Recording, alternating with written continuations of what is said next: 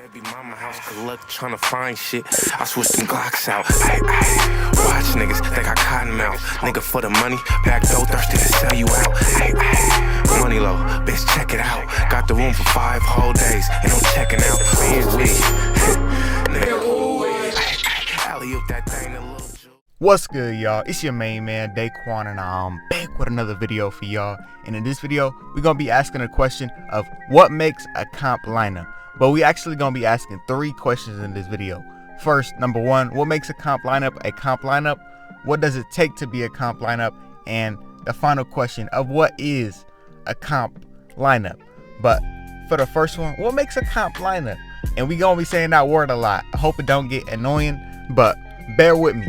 But when talking about a comp lineup, we're talking about the builds here, but not just any ordinary builds. We're talking about just specific builds that build up a team meant for winning the most amount of games possible. I'm gonna give y'all an example real quick. Let's say we have 3 of the best players in the world over here on the left and 3 of the best players in the world over here on the right.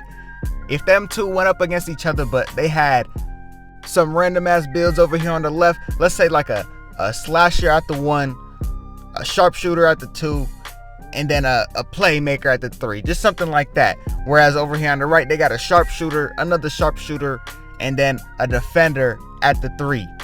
We already know who's winning that lineup, and that's because in the normal 3v3 game of 2K, on offense, you're gonna try to be the first person to score to 21. That's usually with 3s, and then on defense, you're gonna be trying to stop them from scoring. And there's literally no other team that does that better than the traditional play shot, P-lock, and paint beast, or glass cleaning lockdown, same thing.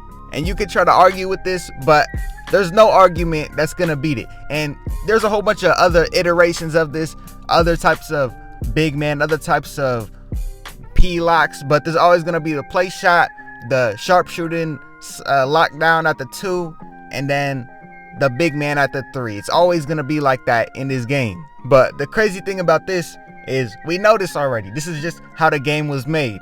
As soon as they added those pie charts in the game, it kind of funneled it, littled it down to this being the type of play style that's gonna win.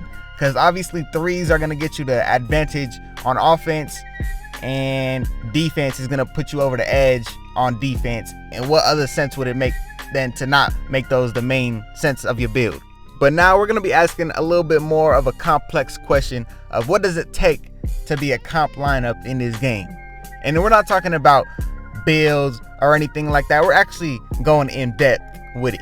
But for the first thing, you need about 1 to 2 years of experience, about 2 other teammates with 1 to plus 2 years of experience, team of fixed builds, and chemistry. But let's really talk about each and every one of these and how much it affects the actual game.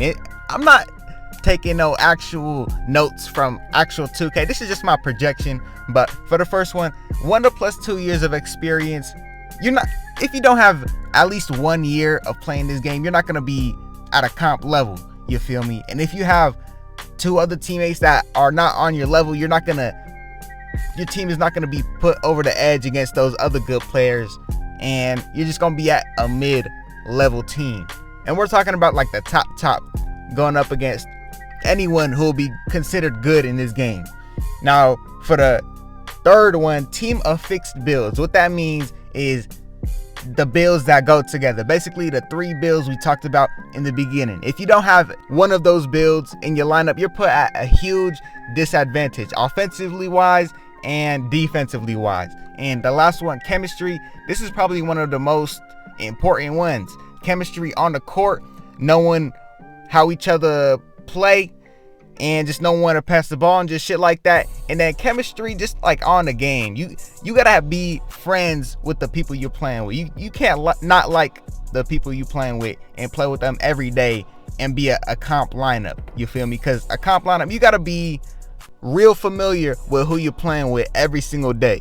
It's actually sad how many requirements it is to be good in this game. Let's say you take away one of those things. Let's say you take away your 1 to 2 years of experience. You maybe even need more than that. Now your team is at a huge disadvantage, and their team with the player with those years of experience is gonna beat y'all. You feel me? But now we on to the next thing. What is a comp lineup? The final question of this video. Now, if we look at that phrase and break it down, comp basically means competition or compete. If we made a definition for this, it would be a team able to put up a competition. Basically, that's what you're saying when you're saying comp lineup.